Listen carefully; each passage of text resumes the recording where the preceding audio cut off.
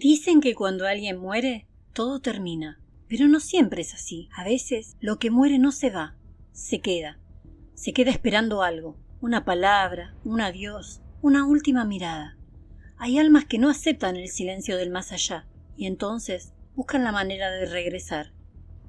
Un perfume que aparece de la nada, una voz susurrando tu nombre en la oscuridad, un sueño tan real que jurarías que te hablaron, no son coincidencias, son los muertos intentando despedirse. Por el amor, el dolor o la culpa. Pueden cruzar incluso las fronteras de la muerte. Quédate hasta el final, porque hoy conocerás las señales más inquietantes de quienes ya partieron, pero todavía no pudieron irse del todo. Elizabeth tenía 25 años y hacía apenas 3 días que había enterrado a su abuela. No lloró durante el entierro. No podía. Había algo dentro de ella, una mezcla extraña de culpa y alivio, que no le permitía llorar. No sabía cómo explicar. Su abuela había sido una mujer fuerte, pero también dura, de esas que dejan cicatrices que no siempre se ven. Aquella noche, mientras el viento golpeaba a las persianas del pequeño departamento donde ella vivía sola, Elizabeth trataba de dormir, pero el sueño no venía. Era como si algo en la casa hubiera cambiado desde el día del funeral. El aire estaba más pesado, el silencio demasiado profundo. A las 3:17 de la madrugada, un golpe seco en la cocina la despertó. No fue un ruido fuerte, pero sí preciso, como si alguien hubiera dejado caer una taza, justo en el mismo lugar donde su abuela solía tomar el té. Elizabeth se levantó, con el corazón latiéndole en los oídos. Caminó descalza hacia la puerta de la cocina.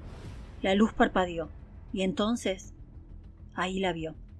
Sentada en la mesa, con su bata de flores marchita. Estaba ahí. Era su abuela. No había duda. Era ella, el mismo cabello gris, la misma mirada dura, pero sus ojos estaban vacíos. ¡Abuela!, susurró temblando.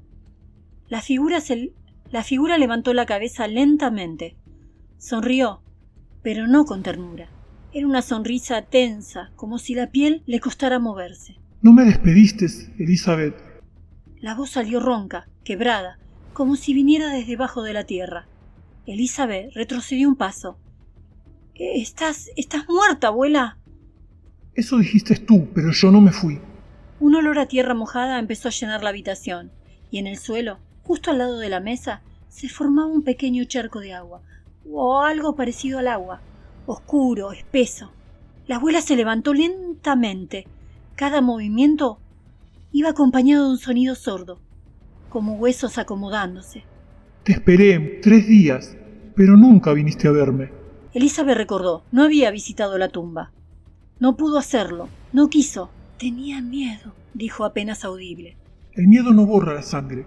Aquella frase le heló la espalda. La abuela avanzó un paso. Las luces se apagaron. Elizabeth solo veía su silueta recortada contra la ventana. ¿De qué hablas?, preguntó con un hilo de voz. La figura sonrió de nuevo. «Del secreto que llevamos las dos», susurró. Y entonces algo cambió. De repente, Elizabeth recordó la noche en que discutieron. La abuela había caído por las escaleras y ella no llamó a nadie. La dejó ahí, mirando al vacío, esperando. Un sollozo le escapó del pecho. Yo no quise, abuela». Pero la sombra se acercó estirando una mano huesuda, fría como el mármol. «No te guardo rencor, niña. Solo vine a despedirme, a mi manera». La mano tocó su mejilla. El frío fue tan intenso que sintió como la piel se le congelaba al instante. Las luces volvieron. La cocina estaba vacía. Solo quedaba el olor a tierra mojada y la taza rota tirada en el piso. A la mañana siguiente, Elizabeth fue al cementerio. Llevó flores, rezó en silencio, y cuando se dio cuenta para irse, juró escuchar, muy cerca de su oído, una voz susurrando. «Ahora sí puedo irme». Esa noche Elizabeth durmió tranquila por primera vez, pero al amanecer, en la mesa de la cocina, alguien había dejado una taza limpia con el té servido aún tibio. Manuel no era de llorar, ni siquiera el día que enterró a su padre. Había pasado 1 año desde entonces, y aunque todo le decía que ya debía haber superado esa pérdida, él sabía que eso no se supera nunca. Solo se aprende a convivir con el silencio. Era el 3 de noviembre, la fecha exacta de la muerte de su padre, y como cada promesa que nunca rompió, Manuel fue al cementerio al caer la tarde, llevando una sola flor, una dalia blanca, la favorita de su padre. El viento era frío, pero no lo suficiente para justificar el escalofrío que sintió al cruzar la rega oxidada. El cementerio estaba vacío, ni un alma, salvo las estatuas que parecían observarlo desde sus sombras alargadas. Se detuvo frente a la tumba. La piedra seguía igual, gris, silenciosa, diferente. Dejó la flor sobre ella y se quedó ahí, sin saber qué decir. «Viejo», murmuró, «un año ya. A veces creo que todavía te escucho». El viento se detuvo, de repente, y el aire se volvió inmóvil, como si todo el cementerio contuviera la respiración. Y en silencio, una voz le respondió. «¿Y? ¿Me escuchas, hijo?» Manuel giró tan rápido que casi se cae. Allí, a unos pasos, estaba su padre, o algo que parecía ser él. Misma estatura, mismo abrigo, misma mirada cansada, pero sus ojos tenían un brillo extraño, una mezcla de tristeza y sosiego que ningún ser vivo puede tener. El hombre sonrió. «No tengas miedo, solo vine a despedirme como debía hacerlo». «¿Pero por qué ahora?» El espectro dio un paso hacia atrás, y el olor a tierra húmeda lo envolvió todo. «Porque hoy hace un año que me fui, pero nunca me soltaste. Nunca me soltaste. Nunca me soltaste». Levantó la mano señalando su pecho. «Me seguís reteniendo acá, entre culpas y tristeza». Manuel tragó saliva. Recordó aquel día, la discusión, los gritos, la puerta que se cerró tras él, con furia. Su padre había salido muy enojado, y media hora después, el accidente. Nunca se despidieron. Nunca pidió perdón. «No fue tu culpa», dijo la sombra, como si pudiera leerle el pensamiento. «Todos tenemos un momento final, Manuel, y el mío era ese, pero vos no me dejas ir». Una lágrima le cayó por la mejilla. «No sabía cómo hacerlo», susurró. Su padre se acercó más y por un instante el aire se volvió cálido. «Trajiste la flor. Es todo lo que necesitaba. Esa flor me une al recuerdo, y el recuerdo me deja partir». Manuel miró a la tumba. La dalia blanca parecía brillar como si absorbiera la poca luz del crepúsculo. El suelo vibró lentamente, y un sonido profundo, parecido a un suspiro, recorrió el lugar. El padre extendió la mano. «Gracias, hijo, ya no me duele». Manuel la tomó. Era fría, pero real, y al instante en que lo hizo, vio imágenes fugaces. Vio su niñez, los paseos en bicicleta, las risas, los silencios, todo lo que fueron. Y luego, nada. La mano se desvaneció entre sus dedos, y el viento volvió a soplar. La flor seguía ahí, pero su tallo ahora estaba cubierto de escarcha. Manuel cayó de rodillas, temblando. No sabía si llorar o sonreír. El cementerio volvió a su calma habitual. Al día siguiente, cuando regresó con otra flor, encontró la tumba limpia, sin rastros de polvo ni hojas. Solo un detalle lo dejó helado. Sobre la piedra alguien había grabado con letra temblorosa una frase que él reconoció al instante. Porque su padre siempre la decía. «No me lleves flores cuando me muera, hijo. Prefiero que me recuerdes cuando esté vivo». Manuel sonrió con lágrimas en los ojos, y por primera vez en un año sintió que su padre al fin había descansado. Julio y su tía Julia siempre fueron inseparables. Apenas se llevaban 5 años, y más que tía y sobrino eran como hermanos. Crecieron juntos, compartieron secretos, risas y silencios que decían más que 1000 palabras, pero el tiempo cruel y paciente empezó a hacer su trabajo. Ella se enfermó, y poco a poco su brillo se fue apagando. No hablaban de eso, porque a Julia no le gustaba que la vieran débil. «Nada de lástima, ¿entendido?», le decía con una sonrisa cansada, y Julio solo asentía, sin saber cómo ocultar su tristeza. Cuando llegó el final, fue tranquilo, o al menos eso le dijeron. Julio no estaba allí. No soportaba verla partir, y desde entonces vivía con ese peso, con la culpa de no haberse despedido. Pasaron 9 días, 9 noches sin dormir, y una en especial cambió todo. Eran las 2:30 de la madrugada cuando el celular vibró sobre la mesa. Un mensaje nuevo. Julio, medio dormido, estiró la mano y leyó el nombre en la pantalla. Tía Julia. Sintió que el corazón se le detenía. El mensaje decía: «Estoy afuera». Se quedó helado. El teléfono temblaba en su mano. No podía ser. El número estaba guardado, sí, pero la línea debía estar cancelada. Una corriente fría recorrió toda la habitación. El viento se coló por la ventana, aunque estaba cerrada, y en las cortinas se filtró un olor muy leve, inconfundible. Sí, era el perfume de su tía. Julio se levantó descalzo, con el cuerpo entero temblando. Cruzó el pasillo hasta la puerta. La abrió muy despacio, y allí estaba ella, de pie, bajo la tenue luz del farol, con su abrigo beige y la bufanda que siempre usaba en invierno. Pero había algo distinto. Su piel estaba pálida, como de cera, y esa sonrisa serena, demasiado serena. «Hola, Juli», dijo con una voz suave, casi como un susurro. Él dio un paso atrás, sin saber si gritar o llorar. «Tía, tía, no puede ser». «Claro que puede ser. Solo vine un momento». «¿Por qué? ¿Por qué ahora?» Julia bajó la mirada. «Porque no te despediste, y yo tampoco pude hacerlo». Julio sintió un nudo en la garganta. Las lágrimas se mezclaron con el miedo. «Tenía miedo», confesó. «No quería verte así». Ella levantó la mano y le tocó el rostro. Su piel estaba helada, pero la caricia era real. «No me recuerdes enferma, Julio. Quédate con los días de verano, con las risas, con las noches en que hablábamos hasta tarde. Esa soy yo, no lo otro». Por un instante pudo ver a través de ella, como si fuera un reflejo hecho del aire y memoria. «¿Te duele estar acá?», preguntó él. Julia sonrió con tristeza. «No, mi niño, pero no pertenezco más a este lado. Solo vine porque no soportaba irme sin verte una vez más». Un silencio pesado los envolvió. Julio respiró hondo, temiendo que al hacerlo ella desapareciera. «Entonces, adiós», dijo con la voz quebrada. «No, Juli, no digas adiós. Decí gracias».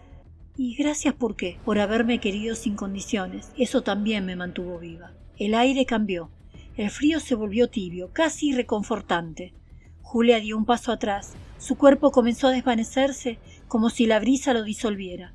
Antes de desaparecer, susurró: «Nos vemos en tus sueños, pero no pronto». Y se fue. El silencio volvió, pero no dolía. Julio cerró la puerta, con una sonrisa triste. Volvió a su habitación, y el celular seguía sobre la mesa. Y el mensaje seguía aún allí, solo que ahora decía otra cosa. «Gracias, Juli. Ahora sí puedo descansar».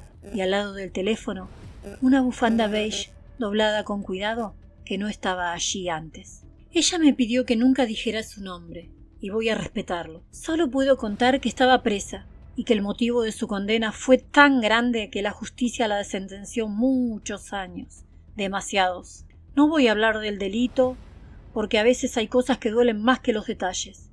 Lo importante no es lo que hizo, sino lo que vino después. Durante meses ella me escribió desde aquel lugar, cartas llenas de arrepentimiento, de miedo, de un dolor que no sabía cómo poner en palabras, pero en todas había un nombre que se repetía: su marido, el único que incluso tras lo ocurrido seguía visitándola, cada semana, sin falta, hasta que un día dejó ir. Le avisaron 2 semanas después. Un accidente, dijeron. Rápido, sin sufrimiento, pero ella sí sufrió, y mucho. Me escribió una última carta. En ella solo decía: «No me deja dormir. Cada noche lo sueño. Está en la puerta, pero no entra». 3 noches después la rutina en el penal cambió. Algo ocurrió que las cámaras no pudieron explicar. Esa noche, una guardia hacía su ronda por el pasillo del pabellón femenino. Todo estaba en silencio, hasta que, al pasar al frente de la celda de ella, escuchó una voz de hombre. No era un grito en ese momento, se escuchó una conversación. Era un susurro muy bajo, como si 2 personas hablaran demasiado cerca. «¿Quién está allí?», preguntó la guardia, alumbrando con la linterna. Solo vio a la reclusa, sentada en su cama, mirando hacia la pared. Parecía hablar sola, pero el aire estaba helado y algo en la oscuridad se sentía distinto, muy distinto. La mujer levantó la vista sonriendo con una paz inquietante. «No se asuste, oficial. Solo vino a despedirse». La linterna tembló en la mano de la guardia. «¿Quién vino?» «Mi marido», dijo ella. La guardia quiso entrar, pero no pudo moverse. Era como si algo la mantuviera en el umbral. Y en ese instante, un olor a flores marchitas llenó todo el pasillo. El mismo aroma que el hombre llevaba siempre en su ropa, según contaban los familiares que alguna vez lo visitaron. «No te guardo rencor», dijo una voz masculina, tan suave que apenas parecía humana. La guardia juró que lo escuchó. No era un eco ni un ruido del penal, era una voz real. La mujer lloraba. «Perdóname, perdóname», susurró. No quise que todo esto termine así. El aire se volvió más denso, la temperatura cayó de golpe, y entonces la guardia lo vio. Una silueta estaba ahí, levantándose junto a la cama, alta, inmóvil, hecha de sombras y nieblas, pero sus contornos eran nítidos, demasiado nítidos como para ser un simple reflejo. El espectro extendió una mano hacia ella, y durante unos segundos todo se detuvo, ni los relojes del pasillo marcaron el paso del tiempo. La reclusa apoyó su frente contra esa mano invisible y murmuró algo que nadie pudo entender. Después la figura se desvaneció, como si nunca hubiera estado allí. La guardia entró corriendo. La encontró acostada con una sonrisa leve, los ojos cerrados y una paz imposible en el rostro. No respondía. El médico determinó que ella había muerto de un paro cardíaco. Sin señales de sufrimiento, solo se había ido. Esa noche, en los monitores de seguridad, se registró algo inquietante. A las 3:03 de la madrugada, la cámara que apuntaba a su celda mostró una sombra entrando y luego saliendo lentamente, cruzando hacia el pasillo, sin abrir ninguna puerta. El personal revisó los registros. No había nadie cerca, pero el detector de movimiento sí había captado esa figura, una humana, la otra no. La noticia no salió en ningún lado. Los informes se archivaron y el expediente de ella quedó cerrado al día siguiente. Pero las internas del pabellón dicen que alguna noche escuchan pasos del hombre recorriendo el pasillo y un murmullo que repite: «Ya está perdonada». Dicen que cuando alguien muere con rencor se queda atado, pero cuando el perdón llega, aun sea tarde, el alma se libera. Esa noche 2 almas lo hicieron y el silencio del penal fue por primera vez en años un silencio en paz. Hay despedidas que no ocurren en vida, y a veces el amor, la culpa, el odio o el dolor son tan intensos que ni la muerte puede ponerle fin. Elizabeth, Manuel y Julio aprendieron que los muertos no siempre buscan asustar, a veces solo quieren decir adiós. Si alguna vez sentiste una presencia, un aroma familiar o un susurro en la oscuridad, alguien quizás vino a despedirse de vos también. Gracias por acompañarme en estas historias donde lo imposible se vuelve real. Soy Gitana Aluca y esto fue un viaje al otro lado del velo.